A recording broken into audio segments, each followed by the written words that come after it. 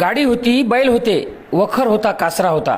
पोरीच्या घरी पाणी न पिणारा त्या काळी सासरा होता. खरंच काळ जुना, काय किती न्यारा होता.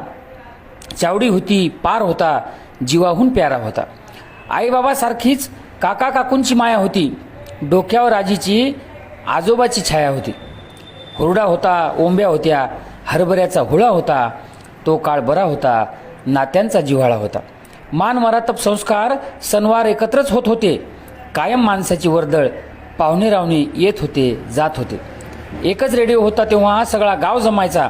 सुख असो दुःख असो प्रत्येक सण प्रत्येक जण रमायचा. उमराही त्यावेळी लाजायचा, बांगड्याचाच आवाज वाजायचा. चहा तयार आहे घेऊन जा, तोच इशारा समजायचा. सगळं काही संपलं आता, चावडी नाही, पार नाही. नाते गोते आटून गेले, नात्याला जिव्हाळ्याची किनार नाही. बदलून गेली दुनिया सारी, सगळ्या मर्यादा तुटून गेल्या.